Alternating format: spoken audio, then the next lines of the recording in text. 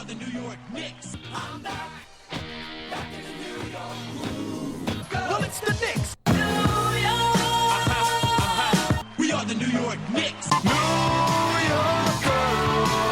For this new season we're about to enter, the Knicks taking no shorts, just like winter. New York, New York. New York be about the Knicks, huh? But the best thing about New York City is K-N-I-C-K-S. Everybody say go New York, go New York, go! Go New York, go New York, go! Hey everybody, it is the New York Knicks podcast, episode 623. I am Jay. How you doing, Mark? I am doing, I will be doing much today. It's Thursday, the October 26th. The Knicks have just lost to the Celtics yesterday, and I will be feeling a lot better when they beat the Hawks tomorrow. Even though ESPN gave the Knicks a 39% chance of winning? Apparently the Knicks are being given by ESPN. They are expected to lose their next 5 games, according to ESPN. ESPN said the Knicks are going to have a good season, but apparently that season involves winning no games. Yeah, ESPN said the Knicks are a top 10 team in this league, but they're going to start off 0-6 to some mediocre teams. Yeah, that makes... I mean, the schedule's not easy, but... This is what happens when you lay off all your writers. How do you... By the way, the Hawks just lost to the Hornets yesterday. Okay. The Hornets are not good. No. How do you get... I mean, like, I don't want to... How do you get rid of Jeff Van Gundy? You get rid of Mark Jackson. You get rid of some really good people, and you keep... Who'd they keep, Jay? What voice did we hear during the game yesterday? Doc Rivers and Doris Burke. So... And Mike Breen, but yeah. What I didn't know was that Porzingis is tall. Did you know that? Because I didn't know there was no way for Porzingis to avoid hitting Isaiah Hartenstein with an elbow. It was impossible not to hit him with an elbow. I was like, thank you, Doc and Doris, for mentioning how Porzingis is tall every time the Celtics touched the ball for the entire first quarter. That was great color commentary. I am so glad you guys got hired. I don't mind Doc Rivers. Maybe I don't mind female announcer, anything. I just don't love Doris Burke. I don't know how she kept her job when they fired everyone that was better than her.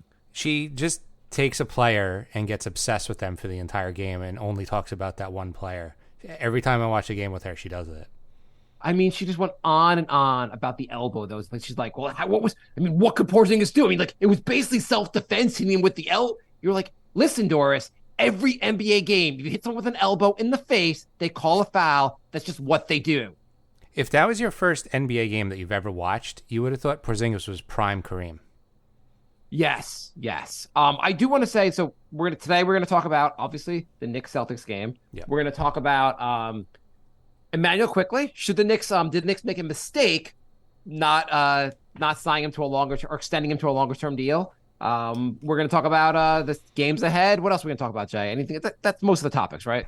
Yeah, that's okay. The gist of it. That's a lot to talk about from yesterday's game. Yeah. And I have to say, I mean, first of all, the Knicks usually are really good on opening night. Mm-hmm. And we'll talk about the game in a moment. But tell me, was this not the most Knicksian game ever? How many you had the Knicks 2 stars couldn't hit a goddamn shot and shot 10 for a million. Yeah. The Knicks couldn't hit any free throws. They had a fake comeback. An old Nick had a night of his life. Plus, there was a terrible call by the refs that kind of turned the game into the Celtics. And the next day, we got the last 2-minute report that said, by the way, we also screwed the Knicks 2 more times. So, yes, it was literally, if you're playing a Knicks game bingo, you got a bingo. You hit every single square on the board. Every goddamn single square. So the game starts out. So, first of all, overall, before we even get into the game, how are you feeling about the Knicks after the game, Jay? I'm furious. I went to bed furious. I woke up furious. Not because of the Knicks. I'm not worried about Randle. I'm not worried about Brunson. They had a bad game. It's after a 4-month layover. No, 5.5 month layover. Yeah. I'm not freaking out. I never take the first couple games seriously, whether they win or lose. They start 5-0. It's fine. Utah started off 12-1 last season. I'm not going to get too excited. By the way, if you want to listen back to our episodes after the first game of last season, every season we've done the show, Jay is an absolute liar. We overreact to every first game of the season. Just go with your lie, Jay. I'm a new person. That was old Jay. New Jay does not get phased by the first 5 games. We are here to completely overreact. I think last year at 10-13, we thought the season was over. We did not know the season was about to begin. I can't get over the flopping technical. I can't get over it. You want to get right into that? I do. Because I'm not going to be able to focus on anything until we talk about it. I just can't get over it. So flopping generally developed because guys were finding they were getting fouled and the refs weren't calling that, and the refs were only going to call it unless you basically showed you were fouled. And so eventually guys just started flopping to indicate they were fouled. But then they also, once you're flopping, when you really get fouled, you find out, well, I can flop and I can pretend I was fouled also. Mm-hmm. And there's lots of amazing clips of guys from LeBron James to anyone else who's flopping, and it really ruins basketball. So how do you fix it, Jay? It was like a self-inflicted wound, though. The NBA created this problem. Yeah, I just said they weren't calling fouls, so guys exaggerated to get the fouls called, and then you realize you can exaggerate when you were not fouled also. So their solution was not to call the game fairly. Well, a couple of years ago, I forget when, they actually tried to give you fines for doing this. Yeah, they had They had a flopping report, and their goal was to shame you into not flopping. That's what it was. They got rid of that about 10 games into the season. Every season they have a mandate that they drop within 20 games. Remember they had the one where they're like, we're going to focus on traveling this season, and then people are walking with their hand under the ball by game 20. There was a play at the end of the game, the end of the fourth quarter, where Tatum took 5 steps, basically. It wasn't that he was running with the ball. He just kind of he kept moving both feet, and it was just not called. But you're right. They always have a mandate. All in all, the mandates aren't bad. I mean, they kind of have tried to cut down on, they really tried to cut down, some stupid moves guys do. They had the mandate on complaining. Remember that one year? They were given texts if you, even looked at the ref. Yeah, I mean, that goes too far. That's kind of ridiculous. But yeah. I generally like the idea of trying to crack down on flopping. And the first flop by KP was a clear flop. And we all were in that moment, we were all oh, this rule is awesome. Mm-hmm. You weren't happy when it first happened? I was fine with it because it was a real flop. Yeah, so, I'm just saying, in-game, calling a foul, the only way you can actually crack down on this is calling it in-game. That's the only time no one has shame. James Harden has no shame. Trey, no, these players have shame where they're going to, they care if they're on the 2-minute report it's not a 2-minute, flopping report. Yeah. So it's just that because they're looking for it, they're not looking at other things like the landing area. I mean, there was only 3 refs, so you can't expect them. 17,000 people at Madison Square Garden all saw it, but you can't expect the refs actually on the court to see that. I liked your tweet, or post or whatever it is. You're the only 3 people in America that did not see Brunson come down on the foot with the guys in charge of reffing the game. So that's where I flipped out because it was clear. I thought it was very, very obvious, and they created this whole flopping situation, and now they're making up flops. There's not enough flops in these games. They got to create flops in their head, and it was a 4 or 5 point swing in a 4-point game. So I don't think that play should be a flagrant foul. I think it's idiotic to have the guys in your landing area, you come down his foot. I get the danger, but I just don't think that should be a flagrant foul. I don't either, but that's the rule. Yeah, that's the rule. They always call it that. How are you not looking for that? They called Hart for one. They called Hart for one, and it wasn't even as bad as Tatum. I would argue that the feet swung into Hart more than Hart was in his landing area, and he got a flagrant. I mean, so I assume this is considered the flopping is a technical foul, and because of that, you can't basically challenge it. But that seems ridiculous to me. You can't challenge that because that play should have been very challengeable. And the referees would have looked at that, and they would have rewarded a flagrant foul. That was a game-altering play that killed momentum. The Knicks had that game, I think, and that just completely changed the tide of the game. Did you see also they gave out Dante DiVincenzo got a flopping fine after the game? They reviewed a play and claimed he flopped on that play. They're like, yeah, we didn't screw you guys enough. Here, let's just start fining players. He didn't even fall over. He kind of got like from the play, like I don't know if he flopped or like just got pushed back. It kind of looked like, who knows? But you're giving these out now post game. Yeah, it's getting crazy. So anyway, the last 2-minute report said that they screwed the Knicks 2 more times. The intentional foul on RJ they didn't call, so 6 seconds went off the clock, which would have gave the Knicks another possession. And there was another foul they didn't call on Tatum, which it really is a Knicksian effort when you have the combination of like the refs screwing you, fake comeback, and the Knicks not able to hit the easiest shot on the goddamn NBA court. The one time when everyone just has to stand around and watch you shoot, and you can't do shots. So not to go all conspiracy theory, but the line was Celtics minus 3.5, and they won by 4. I'm not going to go conspiracy theory with you, but I do know. I'm just stating facts. That's all I'm saying is if the Knicks would shoot their free throws at the 3-point line, they might have had a better shot last night. Yeah, so we can get into that nonsense. Let's get into now. like the Knicks missed 12 free throws, 14 free throws. Yeah, they missed a lot. So, well, first off, the game starts off. The Knicks end up shooting a lot of threes in the game, but 9 of their first 11 shots are in the 2-point are in the paint, and they miss almost all of them. I think they were 0 for 11 at one point in the game. It was ridiculous, and because every goddamn shot was like, "Hey, you see those guys that are standing there under the basket? Let me drive into them." Mm-hmm. Okay, no, my turn to drive into them. No, my turn to drive into them. I cannot believe it was like the Knicks were aiming their. It was like the Knicks were like, my goal here with this play is to aim for Porzingis' hands with my shot. Yeah. Yeah, it was, and then if they did get fouled, they missed their free throws. I know he only took 2, but Mitch was posting videos of him shooting free throws. He also said, I shot 50 free throws a day, as if like that's a lot of free throws to shoot. Yeah. When I was in high school basketball, I shot like 500. I'm not even exaggerating. Like 50? That takes like 5 minutes. Yeah. Especially because like at least when you were in high school, I don't know if your dad like got the rebounds for you, but like I guarantee Mitchell Robinson has enough money to have someone else get all the rebounds for him. Yeah, no, I got my own rebounds. Yeah. I took between 500 and 1,000 a day, and I got my own rebounds. I mean, so the game started off first, Randle gets fouled. He goes to the line, probably misses both. Like, not even, like, it was ridiculous. Then Mitch gets fouled.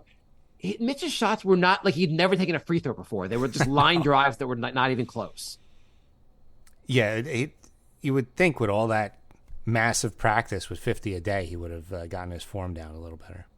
I got to say, the one guy, well, I quickly shot good on free throws, and we'll get to him, but, like, and he RJ had a great game. I was going to say RJ. The one guy who's been known for bad free throw shooting. Actually, RJ was great. Yeah. Yeah. He got to the line and hit his free throws. RJ should give out lessons to the rest of the team on how to shoot free throws. I mean, Brunson, I'm not sure if I'm more angry about Brunson missing his one free throw or only getting one free throw. How does Brunson only get one free throw in the game? He wasn't driving as much as he normally does. So big picture also, I think the Celtics are real when healthy, which they will not be. They are a really good team.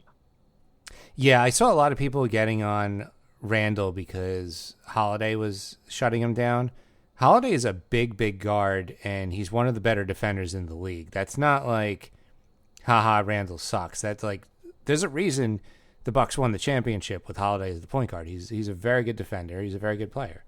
I dislike the Celtics, but they might be the favorites in the East right now. I mean, that's like if healthy, when healthy, and they won't be healthy. I mean, like Porzingis also kind of changes stuff for them as well. Obviously we all dislike Porzingis, but like if he's going to hit the threes, he's a very tough guy to guard. Look, despite all this garbage, Randle, Brunson completely crap in the bed. The Knicks played a healthy Celtics team. It was still only a 4-point game. Like, I'm not worried about the Knicks. Like, I know some people are like, oh my God, like Brunson and Randle aren't going to be this bad. And Tatum and Porzingis were awesome. Brown was okay, but like it's not like they can look at the box score and be like, oh yeah, we had a bunch of guys play like crap. Like, I think they played a good game, and the Knicks did not, and the Knicks still almost won, and I think that's encouraging.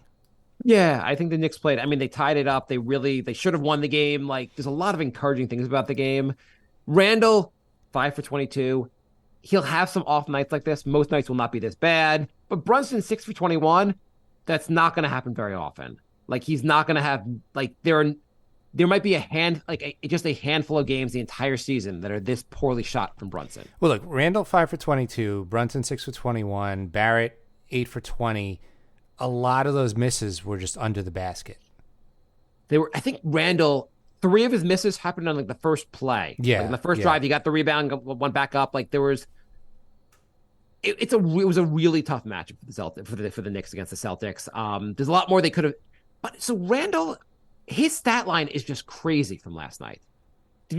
I think I posted on Twitter, and I was just not like, I wasn't posting to say Randle had a good game. He had a bad game, but after you leave the shooting part of it, he had 7 rebounds. Sorry, he had 11 rebounds, including 4 offensive, 7 assists, 2 steals, and no turnovers. That's a crazy line from Randle. Yeah, if he could shoot. A no turnover Randle game is big. Yeah, I was just kind of shocked that there was no turnovers for Randle. Like I had to like mention that, like that like he had to, like, forgetting everything else, he managed not to turn the ball over, which was pretty huge. Yeah. Do you want to go player by player, maybe? Talk about their night last night? Yeah, let's do that. Maybe a good way to talk about it. So Randle, going back to we started with him, I thought he gave effort on defense. His minutes also were not crazy. He played 34 minutes. I if anything, not having a backup power forward, I thought his minutes would have been crazier. I didn't. I think the Knicks have enough depth, and it's not like Hart can't play the 4 or switch RJ over a little bit. A lot of teams are going small. I know the Celtics didn't. They went too big the whole game. But I think there's enough guys who can play a backup 4. You only need 14 minutes. It seemed like the idea was to take Barrett out early, which he did last year also somewhat. Take Barrett out early, bring him back with the second unit, and Barrett would be the 4. Yeah, he did get upset when he got pulled, I believe, in the fourth quarter. Barrett? Yeah. Barrett was having a great game. I mean, like, I don't blame him for getting upset. Yeah. On the other hand, he played 36 minutes. If he played 40, everyone's going to be complaining that Tibbs is burning him out and he's playing too many minutes. So, like, what do you want? Also, the Knicks have just an interesting team where, like, I'm like, IQ's having a great game. I want to bring IQ back in. Who are we taking out? Like, Grimes is playing well. Maybe take Barrett out for a little bit to have IQ and Grimes on the floor together. The closing lineup is not that easy to figure out because they have more than 5 guys that really could justify being on the court. It's going to have to be hot hand. Quickly was awesome. Quickly was on his "you didn't offer me as much as I wanted" revenge tour. That's going to go all 82 games. You want to just bounce around a little bit and just talk about this? So the Knicks had till last Monday was it Monday? Or was it Tuesday? Or I believe it was Monday at 6 p.m. Yeah, Monday at 6 p.m. to basically offer him extension. If not, he goes till next summer, and next summer he's a restricted free agent, which means basically the Knicks there's a couple different ways it could play out, but essentially if he signs an offer sheet with another team, the Knicks could match it. He could also, if the Knicks offer him a qualifying offer, he could accept the qualifying offer for 1 year and become a not restricted free agent, an unrestricted free agent the following summer, which is the most unlikely scenario. Yes. He's going to get, and so basically people were like, did you going into Monday, were you on the side of like, we have to extend quickly now, or you're on the side of like, we can wait till next summer? I was on the side of we can wait till next summer. I figured if they wait, other teams can make an offer and they can make him maybe a bigger offer than the Knicks want to pay. On the other hand, the Knicks don't have any crazy salaries on the team. Right. And I don't know if he's going to get more than 20 to 25 as an offer. And they have his bird rights. So they can still sign free agents and then re-sign quickly to go over the cap. It's not like they're going to lose him. The only way they're going to lose him is if somebody offers something crazy and they don't want to pay it. And like, what are they going to offer that the Knicks wouldn't want to pay? Like, is he going to get more than 25 or 30? Based on last night, maybe he will. Again, it's one game. Like, yeah, it's totally one game. He was awesome, but let's not overreact and be like, oh, the Knicks dropped the ball, fire Rose, clear out the whole front office. They should have maxed them out. Like, we don't know the details of what the Knicks are offering. We don't know what IQ is seeking. Maybe IQ won 25 or 30 million a year, and the Knicks were like, we just don't think it's worth paying you that now, or we don't think you've justified paying him that much. Last year he had a great season, but he completely folded in the playoffs, and it's not unreasonable for the Knicks to say, hey, why don't we see what he does this season, see if he's just as good as last year, and see if he can not fold in the playoffs. Because everyone's killing Randle for his performance in the playoffs. Why lock yourself in with another guy who can't perform in the playoffs? And I think quickly will be better next year in the playoffs, but like, it's not. And also next summer, you're going to also be talking about, should we extend Grimes? There are a lot of contracts that you have to like think about. Yeah. It's, I don't know if the rumor's true. I heard he was offered 18 a year for 4 years. Oh, it's not an amazing offer. It's not bad for a backup. No, but he thinks he's a starter, and he's going to play 28 to 30 minutes a night. So, or he thinks I deserve starter minutes and starter money, basically. Yeah.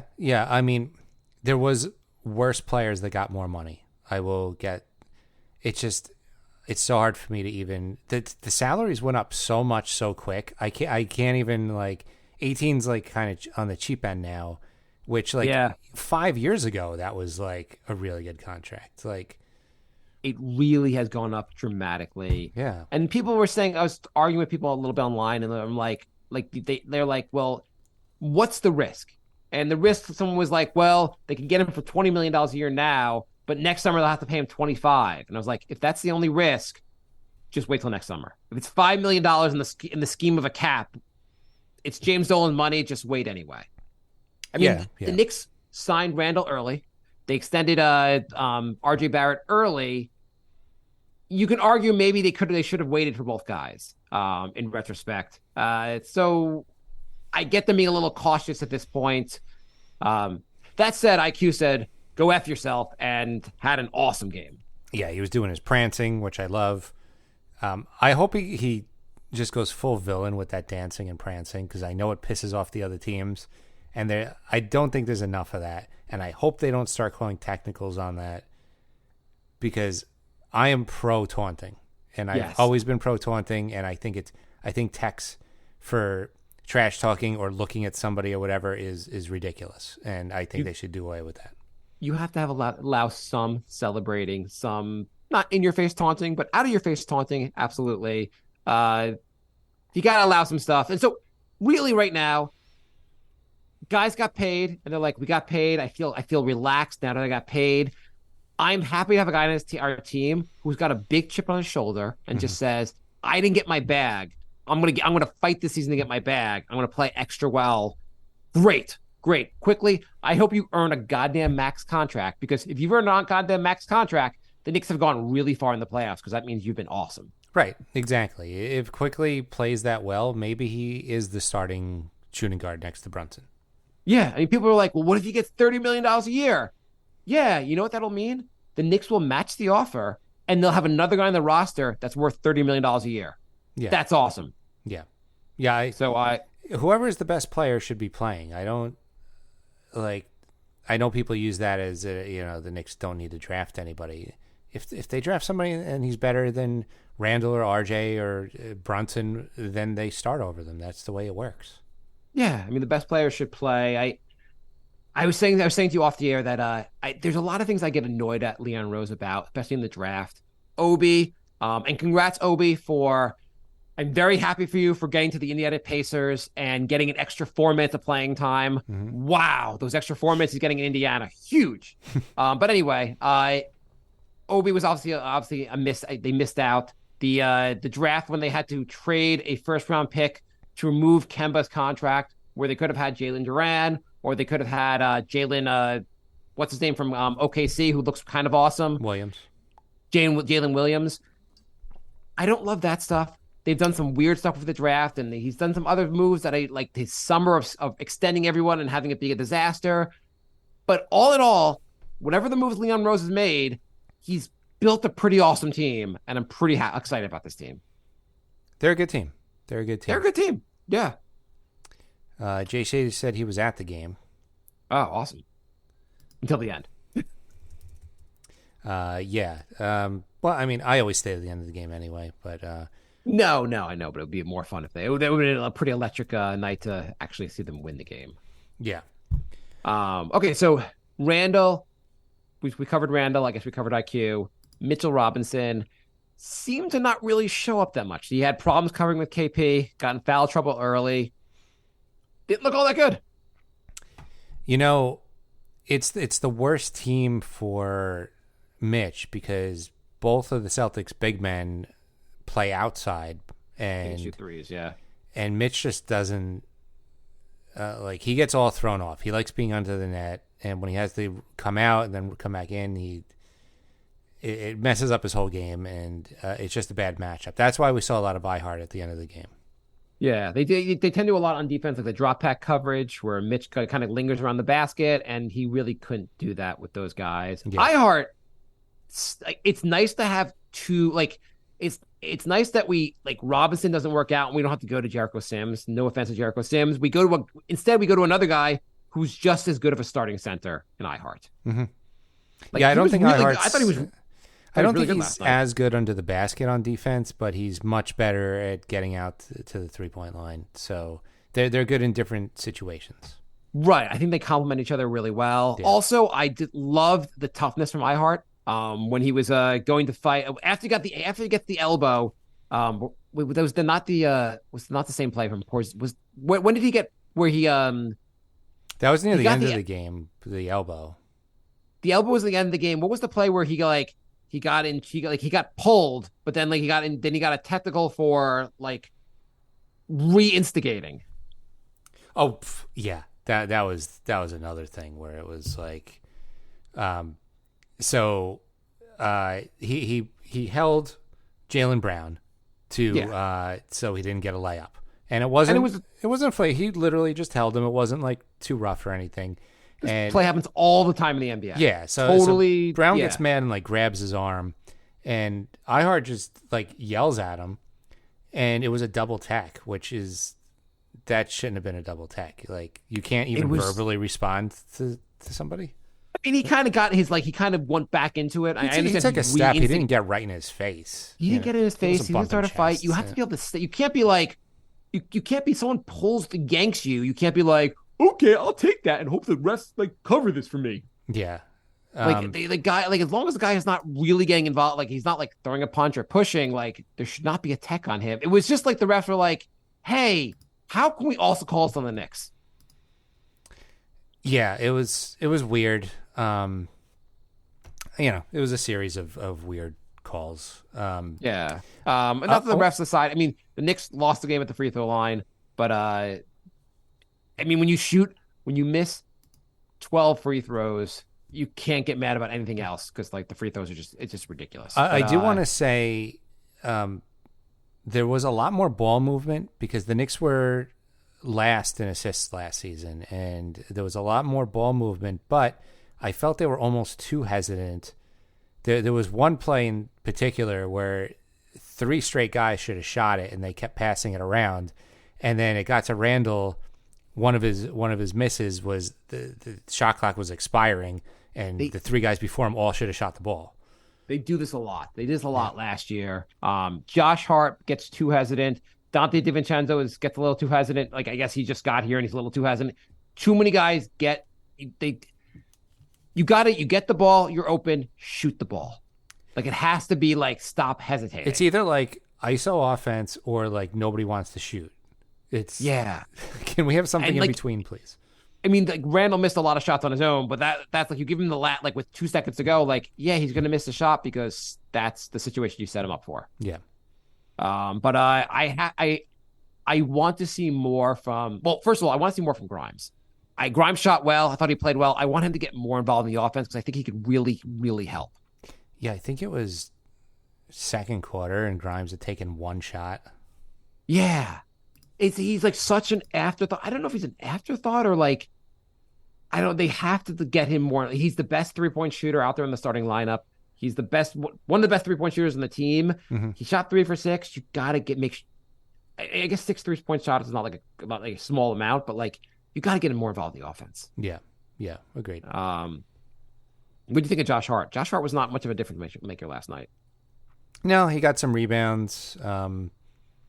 He did okay. He was kind of a neutral. Yeah. Even his plus minus shows that he was a -1. It was. It's interesting. RJ and the RJ who played well was one of the top plus, and plus minus does not mean everything. But then like Donte DiVincenzo, who I didn't think did that much, was also a +5. And quickly he was going gangbusters, was a -3. So yeah, plus minus isn't everything.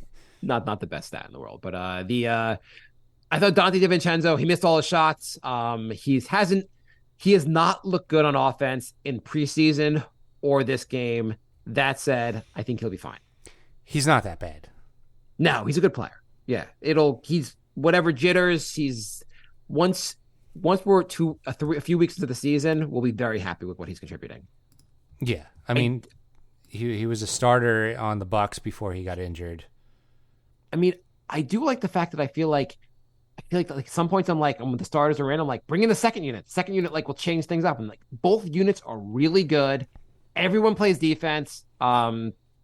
Randle at times, but like everyone really plays defense. Like it's a very, very solid rotation. Yeah.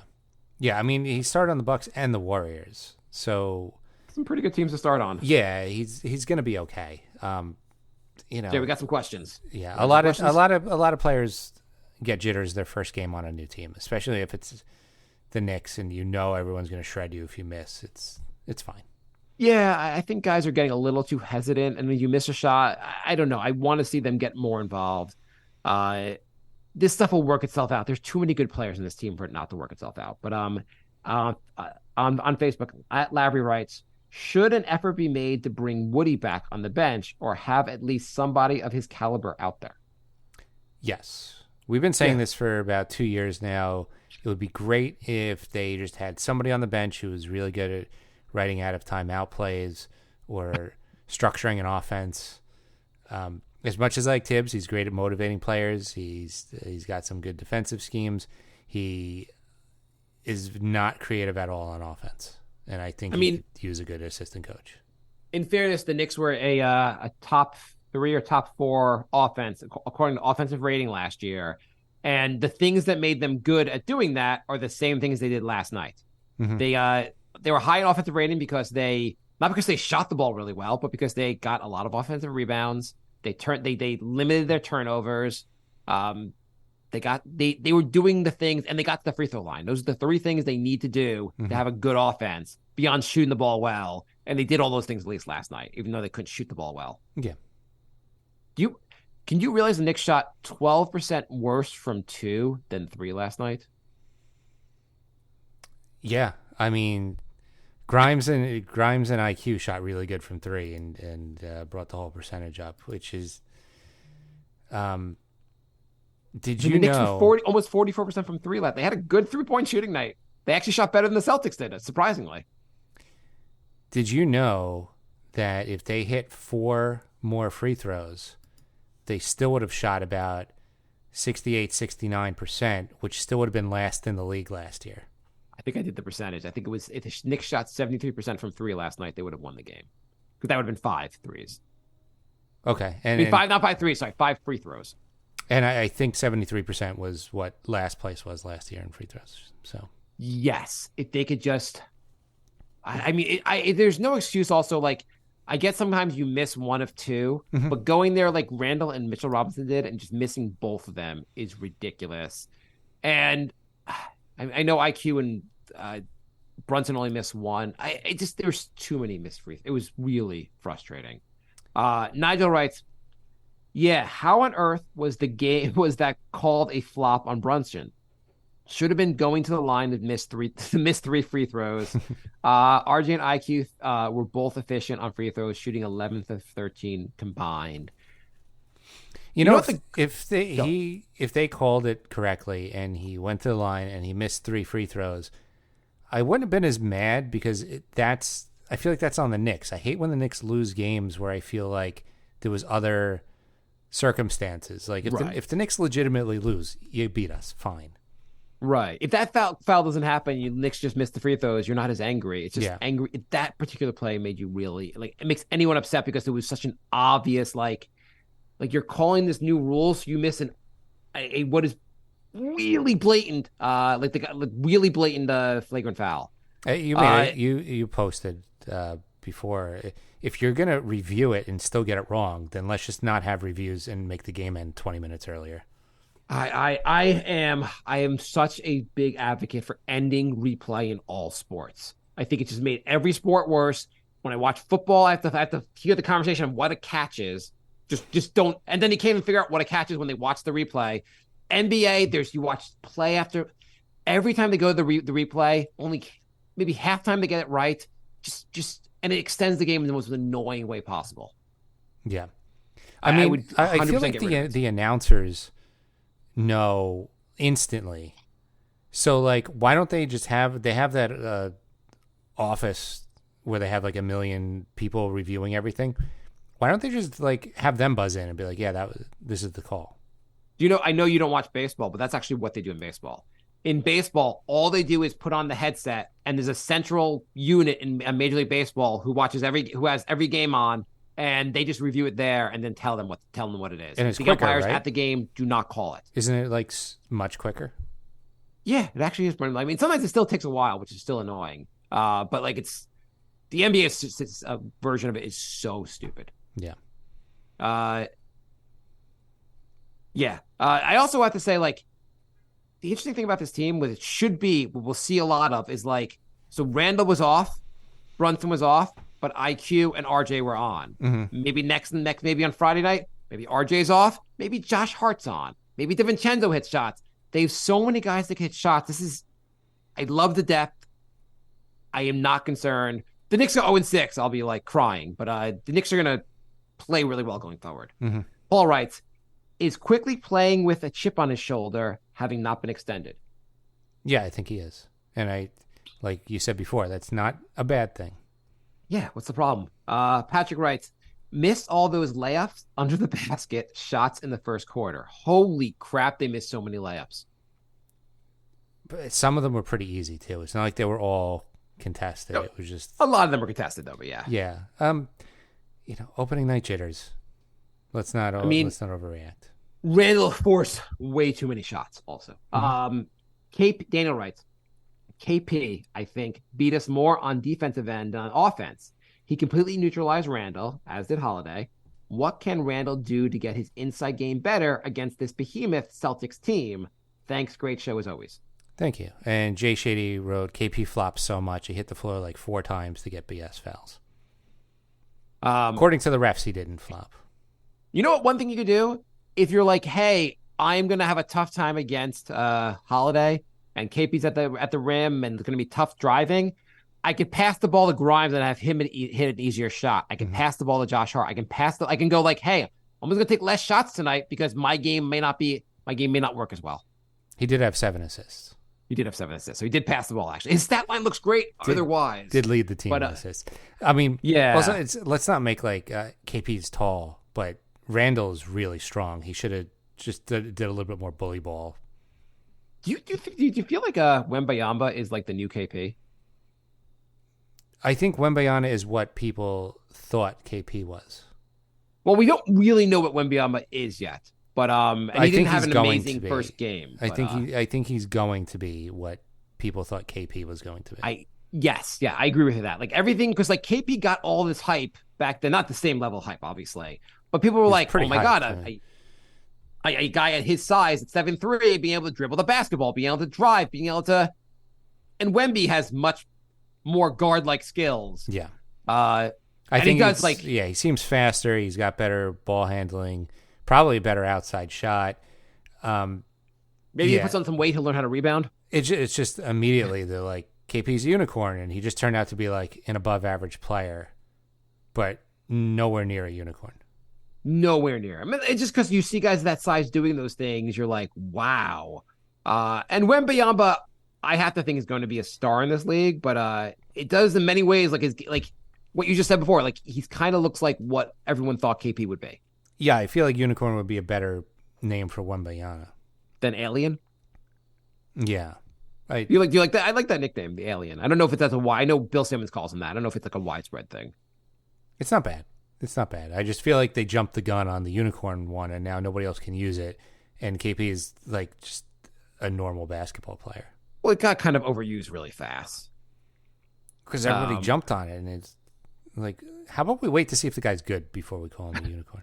I mean, KP's good. This is like a great setup for KP, and I mean, if you can stay healthy, like where he's like the fourth option on the team, like yeah, that's a great setup for him. I'm not. I know people are still booing him, and I'm not mad at KP. I wish only the worst. He wanted off the team when Phil was doing all this weird stuff, and they had Perry making bad decisions. Like the team was a complete mess. Jay, I don't appreciate the context at all. I don't appreciate. Don't put this in context. You leave the Knicks, you're her enemy. There's no context needed. I'm not like a fan, but I'm not like. Oh my God, Jay, your love of him. Like, are you gonna jack off to him later? 8 years later, like booing the guy. Oh my Jay, he is the enemy. He's a jerk. Let's be mean to him. Okay. Brian writes, lock this team in the spear with JD and the straight shot playing full light setup and everything until the entire team, yes, that includes Mitch Robb, hits 20 free throws in a row. Yeah, they should. I don't know what they do in practice, but after a game like that, if I was coach, they'd all be shooting 500 free throws. By the way, how are the Knicks not playing at least one game in the spear this year? And not that I want the Knicks to have one less home game, but like, how are they not like, well, that spear would be kind of an awesome place to play a basketball game. Is that the Vegas? Yeah. A friend of mine went to see a show, so U2 there. He sent me like videos. It looks pretty cool. Well, the rumor has it that the NBA will be adding 2 teams very soon within the next couple of years, and it's definitely going to be Vegas, and I would guess Seattle. Oh, okay. Does that mean James Dolan's going to be like, oh, I get the team in the spear and I have to give up the Knicks? Because I would be down for that. I'd be down for that. Okay. Although that would be the Knicks' luck if he did that, and then we get one of those owners that doesn't like to spend, like the Bulls owner, and every time they're on the cusp, he's like, I don't want to go over the cap. Let's trade away talent. Or he'd take the current Knicks roster, move them to the spear, and we'd get like an expansion team in New York that's never going to win a title. Or he'd just be one of those like big name chasers, and he's like, "Oh yeah, Harden sells jerseys, right? Let's trade for him." Harden, by the way, let's finish the questions, then you can do your Harden story. Yeah. Paul writes, first game, so it's early, but do we need a different coach? Oh God, how good can this offense be with Tibbs? He's certainly gotten a lot out of the team, been good with development, solid with lineups, obviously good on defense, but we are just so stagnant. Seems like there's no offensive creativity. Sometimes we raise the idea of an assistant coach, but we the idea of but we have maybe no Jeff Van Gundy in the bunch though. They have no great assistants currently, is what he's saying. Jeff Van Gundy also took a job with the Celtics, unfortunately. Would we be asking that if the entire team didn't get cold against Miami and the Knicks made the conference finals? Yeah, I mean, the Knicks have had a lot of success. I mean, if you trust the offensive rating stat, their offense actually is pretty good, even though it doesn't look as pretty.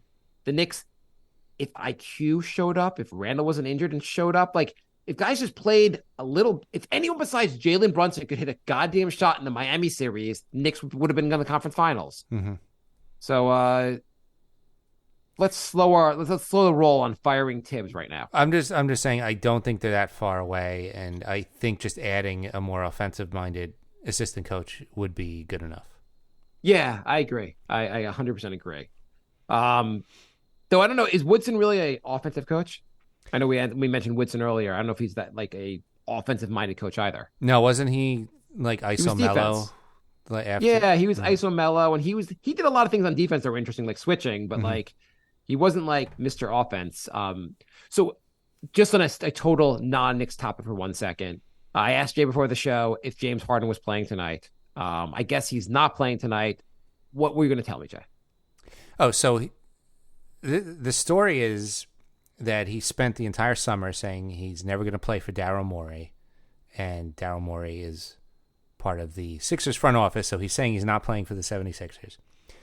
Isn't he the team president, whatever? Liam Rose's role? So, like, he's not playing for the 76ers. So then he doesn't show up to any of the practices. Now, allegedly, he said he was taking care of his mom. Maybe he is, maybe he isn't. But he's obviously not in basketball shape. So then he just shows up to the team playing today, and he's like, I'm here. I'm going to go play in game 1. And they're like, no, you're actually not. And they sent him home.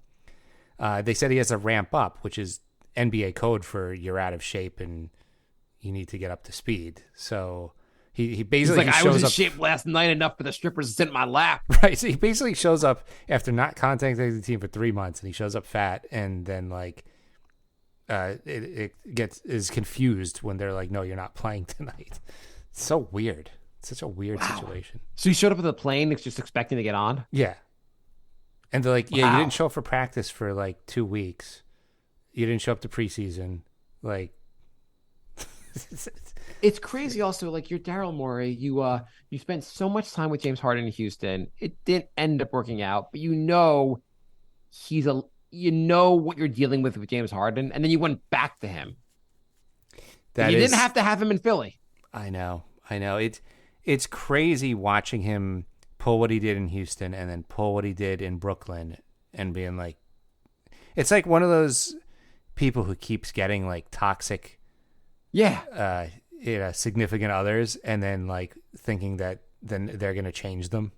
Like, oh yeah, he cheated on his last 3 girlfriends, but he won't cheat on me. Just go around the league real quickly. Other NBA things we thought were interesting. I thought the Onion had a really funny. You sent me this headline where they said Ben Simmons needs to be drug tested after scoring 9 points last night. I thought that was there was all these workout videos from Ben Simmons and all these talk right before the season started that like this is the old Simmons is back. The old Ben Simmons is back. He's gonna be on. They have another All-Star in the Nets, and that's gonna be so good with Ben Simmons. And then he was mediocre Ben Simmons again. What we need for this show is Ben Simmons PR guy, because that is the GOAT of PR people. It doesn't matter how many years Ben Simmons no-shows, he's got everyone hyped in the offseason every year. And then it was, I think, Chandler Parsons on maybe it was on ESPN said that like he's like, James, Ben Simmons, I just don't think he's ever going to be a 2010 All-Star again. And everyone's like, oh, he never was a 2010 All-Star. He never put up 20 points and 10 rebounds a game. 16.9 was his high season. So he was an All-Star before, but like, don't make up stats. Right. Yeah. Ben Simmons, he's never going to grow a third arm or be 8 foot tall again or like put up 80 points a game. Yeah, it's not even like it was close. Like they said, Tatum is the only Celtic to average 30 a game. And I was like, didn't Larry Bird do that? And I looked and he had like 29.9. So it's not even a situation like that. Like 16.9 is not even close to 20. It'd be like talking about Shaq at the end of his career and go, Shaq, I don't ever think he's going to hit 10 threes a game anymore. Right. I don't think he's ever going to shoot 90% from the free throw line again. Things that aren't going to happen. Like, what else? Also around the MLE, how did the fantasy season start for you? How's your team? Pretty good. So I didn't end up with $24 left in the auction draft, which was nice. 2 years in a row, I completely screwed my budget up and ended up with way too much money. So, I only had $4 left. I picked some good players on bad teams was my strategy. So I picked up Mark Williams and PJ Washington on Charlotte, and they both went off yesterday. They both good nights on the first game. Yeah, you doubted me bidding up Sengun, who also looked pretty good. Yeah, he had a pretty good game also. Herb Jones on the Pelicans looked good. So pretty happy so far. I mean, it's only 2 days. We're up to that full minute of no one cares more than past a minute about your fantasy team. Yeah. Other things that happened. Obi did have his first game. The Pacers also beat the crap out of the Wizards. Pacers might be good this year. Obi was fine, didn't do anything special, but Halliburton, the guy we wished we had, was awesome. What else happened in the league last night, Jay? Wembanyama had his first game. Yeah, we talked about that. Yeah. Oh, OKC, Chet Holmgren, the other contender for Rookie of the Year, also did. he also didn't have an unbelievable debut, but the Thunder beat the living crap out of the Bulls. And after the game, the Bulls had a team player only meeting because they're already thinking there's a crisis going on there. One game in, I've never heard of that in my entire life. One game in, they're like, it's meltdown mode. Yeah. The Bulls, they are going to be the number one team in the NBA for trade rumors leading up to the deadline because they have to be blowing this up. Did you see LeBron's press conference after the Lakers loss? No, what did he say? I know he actually had a pretty good game that the Lakers lost. What did he say? That's pretty much what he said. So he's there with AD, and he goes, who did not have a good game. He goes, I think I did really good on my end. I hit my shots. I got a lot of rebounds. I think overall I had a really good game. And AD is just sitting there like taking all this passive aggressive, like he's like, well, I don't see any problem from my end because I played really well. And that was like his entire statement. Okay. You know who didn't help him out? Cam Reddish. When people are like, oh, and they got Cam Reddish, that's not a positive. Oh, no, I saw a dozen posts about how he played lockdown defense. Oh, okay. Okay. Well, I didn't realize he was so good last night. Yeah. What do the Knicks got coming up? They got 5 games coming up, Jay? Yeah. We got, what is this? Do you have it in front of you? I will in a second. I know Hawks and then Pelicans. Yeah. They have to beat the Hawks. They have to. They have to beat the Hawks. By the way, Zion's back for at least a couple games. So the Pelicans will be pretty tough. They will. They do have a good team. I mean, they have a good team. It's just you never know if even Ingram's been injured a lot, but obviously Zion, he's it's a played long 114 season. games in 4 years or something like that. So the next 5 games, they got Atlanta tomorrow night. The Knicks, I will be really concerned if they don't beat the crap out of the Hawks. Yeah. They got New Orleans and they got Cleveland back-to-back nights, including Halloween, and then Milwaukee. It's a rough schedule. Yeah. Then they got the Clippers. Then they got the Spurs. We get to see Wemby. They got Charlotte, who they beat the crap out of. And then we got Boston again on the 13th. But they got the Knicks have to at least be 5-5, hopefully 6-4 after this first 10 games. Hopefully better even, but yeah. So predictions? Predictions. You want to predict the next 5? Sure. They will beat the Hawks. They will beat the Pelicans. They will split with Cleveland, and they will probably lose to Milwaukee. So they'll be 3-3 after 6 games. Yeah, I think that is where they're going to start. The Knicks will. My guess is like last season, the Knicks will have maybe 2 win streaks where they'll really pull ahead of 500. But most of the year will be kind of like 500 than they have with the win streaks, basically. My favorite part of the Cleveland back-to-back is when you look at the schedule on ESPN, they have a link to buy tickets. And the game in Cleveland says tickets as low as $6. Yes. And the game in New York, tickets as low as $122. I was commenting on Twitter or X, whatever, that if I wanted to take my family of 4 to the Knicks home opener, it was the equivalent price of buying out the entire Pacer Arena for game 1 for their home opener. I really hate having to pay the New York tax. It's like that all season. Go to a game in Utah, tickets as low as $10. A game in New York versus Toronto, tickets as low as $113. Thanks, guys. My son told me his friends, the dad got them some kind of season ticket package of 15 games. And the kid told my son that the tickets were $200. And I was like, you mean per game? My son's like, no, ticket $200 for the whole package. And I was like, okay, son, your friend has wrong information. Just tell him he's wrong. There's no way the $200 for 15 games. You're just your friend is just has fake news. That was probably Ticketmaster's fees after you bought the tickets. I am betting it was like $200 a game or whatever. I don't know. Yeah. I mean, that seems like an extravagant amount to pay per game for 15 games, but no, it's not. Well, no. I know price wise, that's what it would cost. I just mean to spend $3,000 in 15 games just seems like a lot of money. Yeah, agreed. I'm sorry, Jay. I know you live in a mansion and you can Jay, why don't you send me more games, more tickets for $200 each? Yeah. I'm planning on taking my son to at least 2 games, or I'm going to probably do 2 games with him, and just hopefully and try to pay for a playoff game when they make the playoffs. All right. So that's my plan, Jay. We will be back. nyknickspodcast@gmail.com. We're at nyknickspodcast on YouTube, nyknickspodcast on Instagram, Facebook, and Twitter, and Crumpled Bacon on Twitch. Thank you, everybody who joined in the chat. And I will be back next week with you, and then I'm going to be in Thailand for a couple weeks. So that's some bullshit. Wait, when do you go to Thailand? I go on the 16th. Oh, so we have 2 weeks of Nick shows, and then you leave. If we can squeeze one in, like the beginning of the week. You said the 16th or the 6th? The 16th. Yeah, so I'm looking there's at them. 2 more weeks? Okay, yeah. Yeah. Okay. I'm like, you can't go the week before because you're packing for the whole week? Okay. No, I have no sense of time anymore. So, okay. We could probably fit even that week. We probably could fit a show in on like that Monday night. Mm-hmm. Okay. So you're just trying to get out of doing shows. Kind of, yeah. Well, the Knicks are going to be, by the time you get back from Thailand, the Knicks are going to be goddamn awesome. So here I am. My wishes going forward, I wish that hopefully RJ Barrett watches his diet and does not get stomach poisoning, any kind of food poisoning.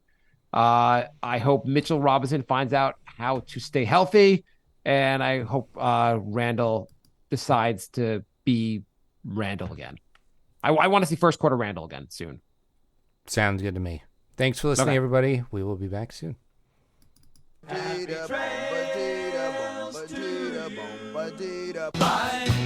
love. Goodbye, everybody. Goodbye. It's all over. Goodbye. It's time to go. This is the end. Say goodbye. You better go away. I'm gonna leave you.